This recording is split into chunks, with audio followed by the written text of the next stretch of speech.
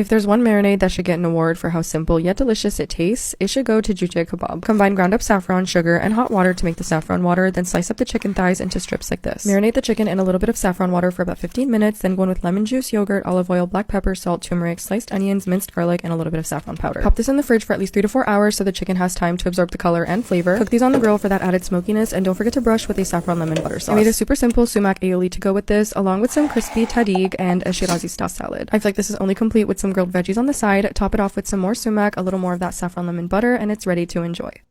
This is the humble mjaddara, a Middle Eastern spiced rice and lentils dish. It's delicious, comforting, full of protein and fiber, it's naturally vegan, and it's also easy on your pocket since rice and lentils are pretty cheap. Now top it with crispy onions and serve it with some plain yogurt or some salad and you're ready to go. Now I personally grew up with seasoning both the lentils and the rice, but you can do whatever you like. I just feel like this is the best way to get a super flavorful mjaddara. So I add my lentils and my seasonings and the water and I let them cook and boil until the lentils are soft and squishy just like that. In the meantime, I'm just slicing some onions and deep frying them. This is traditional. You can fry them as deep or as light as you like. For my base of the mjaddara, I'm just heating up some olive oil and sauteing an onion. I feel like this gives off the best flavor before adding in my washed and soaked rice, the cooked lentils, some more seasonings, and the water that I cooked the lentils in. This gives it the best flavor. Do not discard that water. Let it simmer until the water evaporates, then cover until the rice is completely cooked through. Top with the crispy onions, serve with some salad and some plain yogurt, and you're ready to enjoy.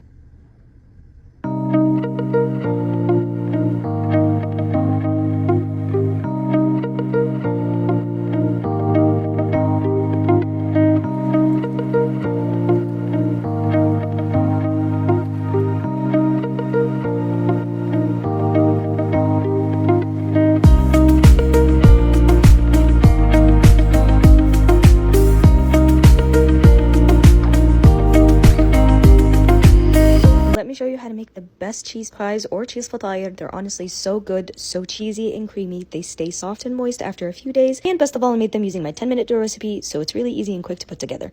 To make my fatayr extremely creamy and cheesy, I like adding some cream cheese from the Arabi store. So these are like the liquid cheeses, not the cream cheese that you find at a normal grocery store. It just adds a nice balance of creaminess and some flavor. Instead, you can add Lebanon, or if you really want to, you can add the American normal cream cheese too. So I mix all my cheeses together and I make my 10-minute dough recipe. The recipe is linked within the cheese pies recipe, and then I spread them out and I add a good amount of the cheese mixture, add them to a parchment-lined baking sheet, and I added this time a little bit of an egg wash on the edges with some sesame seeds just to give a little bit of a texture difference, and then I bake them until they are all golden and the cheese is super melted. That's it, and you are ready to enjoy with a hot cup of mint tea.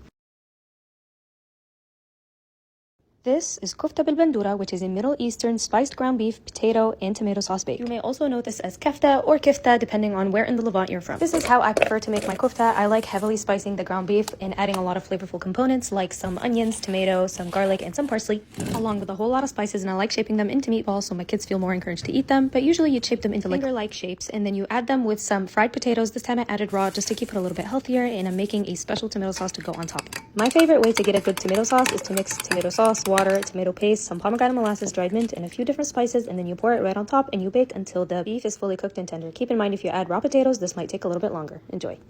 This is one of my favorite ways to make chicken kufta skewers, which are spiced ground chicken kebabs. And although these are best made on the grill, let me show you how to make them in the oven because it's not grilling season yet. These will come out super flavorful and tender and absolutely delicious. To start, you can use store-bought ground chicken. I'm just grounding up my own chicken breast here in a food processor, and I'm adding in some colored bell peppers, some red onion, a little bit of tomato, parsley, and a lot of spices, and some red pepper paste. It's best to add the vegetable to a food processor to get them as fine and mushy as possible, but if you don't mind the texture, you can chop them by hand. And then you're going to add breadcrumbs to ensure that the chicken kebabs stay juicy and moist. Add them to skewers and then bake just for about 15 minutes, and you are ready to enjoy.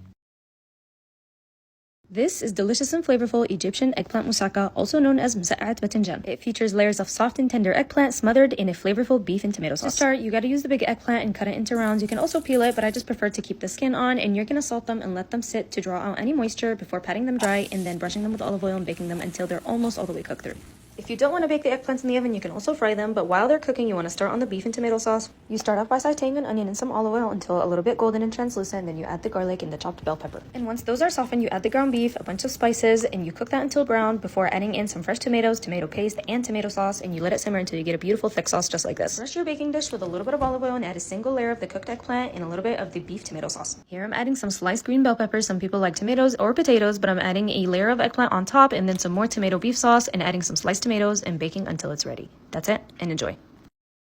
Everyone's talking about the viral in Nepal Turkish pasta salad, but you guys really need to try my macarona bil-leban recipe, which is a similar Levantine dish with pasta, yogurt, and meat. Now, my method for making macarona bil-leban is just a teensy bit different than what traditionally is done. As for traditional macarona bil-leban, you add raw garlic. I like frying mine in a little bit of butter to give it more flavor. I also like adding some mac to my leban when traditionally most people just add lemon and salt. The best part about this pasta is that all the pasta gets coated in the yogurt sauce and not just drizzled on top. Then for the spiced beef topping, I just saute some onions and some oil, add my ground beef and a few seasonings, including some mac, and then I saute it until browned, and then you add that right on top of the pasta while it's warm.